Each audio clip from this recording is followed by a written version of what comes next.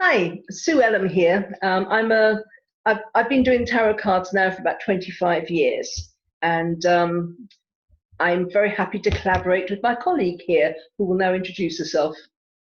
Hi, I'm Carrie Beleno, and I am a couple of decades intuitive Reiki master teacher. Okay, so Carrie and I are going to be putting our own particular spins onto questions that have been asked. She'll explain more about where the questions came from. But so I'm going to be drawing cards on it, and then Carrie will be putting her perspective in. So anyway, Carrie, what's the question, please? I hold a daily weekday Facebook Live at noon chat, and I deliver messages or energetic reads or my coaching take on the world and the chaos that we're enduring at the moment. And these questions come up from colleagues and clients and listeners. And here, Sue does not know what they are. So here is this question. Okay. How do we be, or help humanity be, less judgmental and more loving? Oh my goodness, that's a loaded one, isn't it? Yes. Okay. How can we and help humanity be less judgmental and more loving? Okay. I'm using the Mythic Tarot based on Greek mythology. So.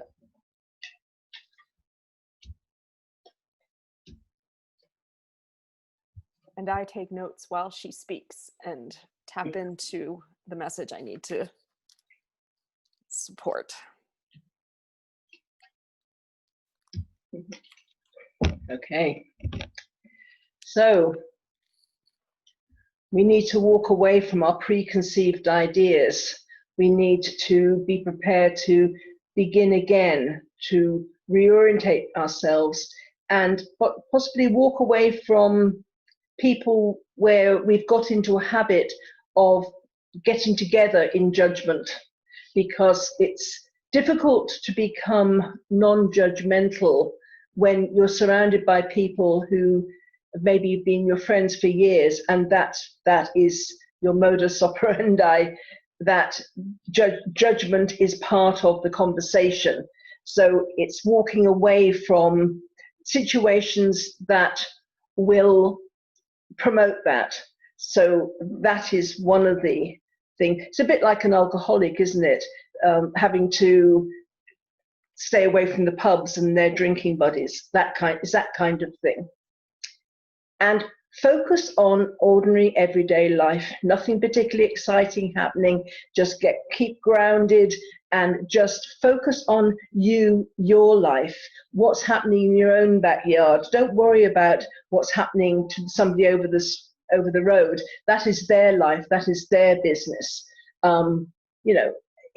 It's just keeping your own garden kind of tended to, because we can't affect anybody else. Because if we try to help stop other people being judgmental, then we're being judgmental by even approaching them to tell them to stop being judgmental.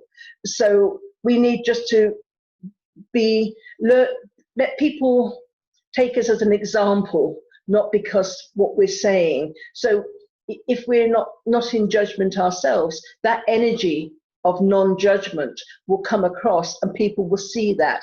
But talking to people about them being non-judgmental, that is a slippery slope if we haven't quite achieved gold status in that area ourselves.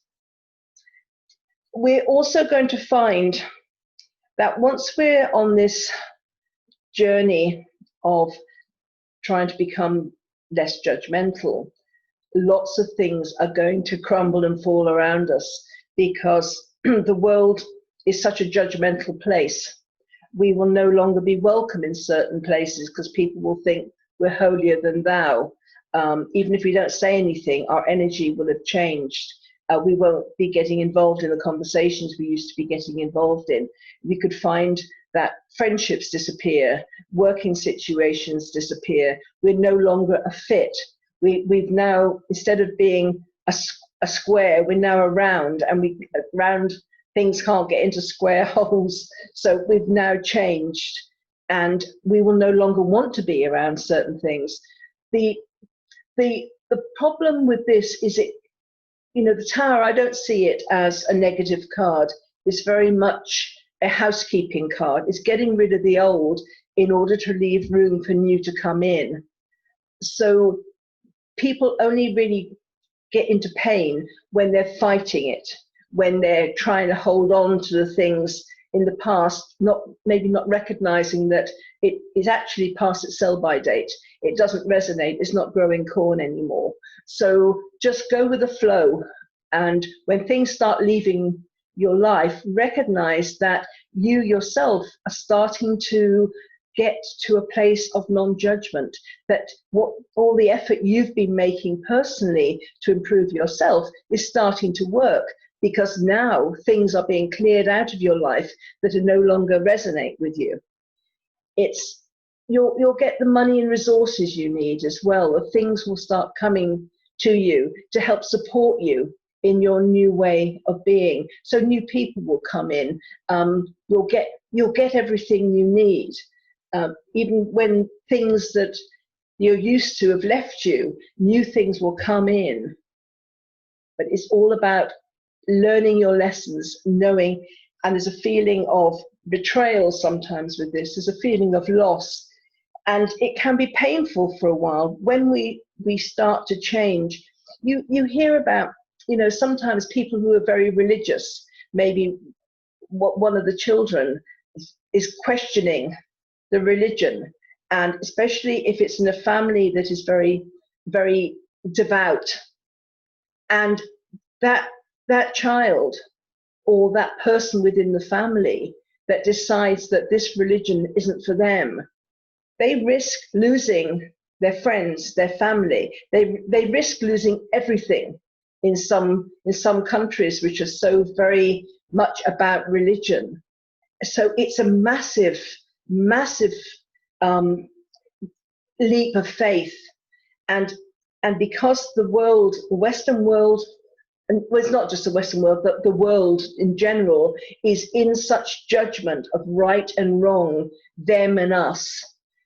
When you go along this path, it won't be easy, because you will no longer be speaking the same language as the people that you used to be around. There will be new people coming in that will speak your language, but the pain of loss of some of the old will also kind of hit home.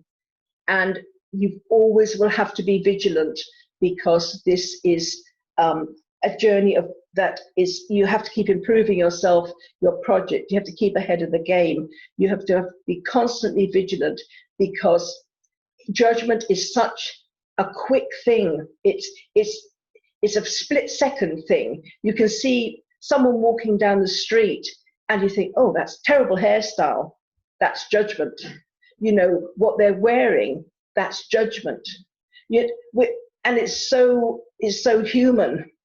So we have to be very, very vigilant, because judgment is so easy to fall back into. So it's not an easy journey, but the main message is we deal with ourselves, our own sense of judgment, and then we can be an example to others. But by trying to help others, that's kind of making the assumption that we've become the master of it, and we never are. So it's dealing with ourselves first. Okay, over to you. That's the cards. Love those. Again, so practical and not what I really expected. So, so the first piece that I quickly like to address is the judgment in general. We are the ripple effect. What the quote that came to me while you were speaking, Sue, was "Be what you expect to see in the world." So it isn't about changing others, even though you are maybe on social media and you get despair, you have despair because you think, I wish they wouldn't be so judgmental of that. I wish he wouldn't be so judgmental of her. So we see it and we wish it differently. But the only person that we need to worry about is ourselves. And it starts with judging ourselves. We have been trained like monkeys, especially in the United States, to judge ourselves. I can't speak for other cultures or other countries, but UK too. okay. Yeah. So we judge ourselves. Oh, how could I have been so stupid and said that? How I don't fit in here. I can't go there because I don't look like them, whatever. And the judgment should begin to be focused on within ourselves first. Then we can start looking at the judgment of others. Now, this is an unprecedented time in history when the entire globe is experiencing the same exact issue. The structures are crumbling around the world. And so we've got this unprecedented time to form an opinion. And everyone is forming an opinion. Everyone. And you will not agree with everyone. So it would be less emotionally stressful if we all just decided that it's okay that everyone have their own opinion and leave it at that, because that will help separate us from the judgment. So you mentioned about how this judgment is such an instantaneous thing as humans. It is. And we are going to see that person and we're going to think, what a stupid hairstyle. And then if we're conscious of it, we will probably judge ourselves for being judgmental. And it starts this vicious cycle. My antidote to that is when it pops up, recognize it and say, I'm sorry I thought that. I love you. You don't have to say it out loud, but or maybe change it with good for you for sporting that haircut. Change it to something that's immediately energetically different. And don't be public. Social media is such an instantaneous gratification for venting and airing our frustrations. If you have the thought and you find that it's judgment or judgmental, please refrain from making it public, because what happens is everyone who agrees with that judgment of yours will weigh in, especially on Twitter or Facebook. They will weigh in. And then you've got this chain of energetic judgment attached right to yours. And that's very difficult to shake yourself free from emotionally. So if you're going to feel yourself going judgy, it's really important that you don't make it public, that you just feel the emotions around it, work through it, and try not to attract others who resonate at that same vibration. And that goes along with clearing out the energy and the structures and the friendships that don't support that new way of thinking. You don't have to share this new way of thinking. You will automatically attract others. When someone says, wow, how did you not respond to that? Or didn't you feel hatred when she or he did this?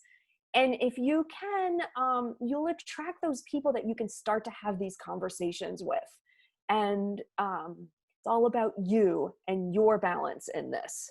And again, you picked the grounded card. I'm starting to learn the cards. Yeah. And it's that's what this is all about. So there you go. Yeah, there you go. I thought that was a really interesting question. And I didn't know what the cards were going to say either. They're always a complete mystery. I just shuffle, take them, and then interpret them. But yeah, it was really interesting. So can you repeat the question again? I sure can. How do we be or help humanity be less judgmental and more loving? There you go. So now you know our perspective on that.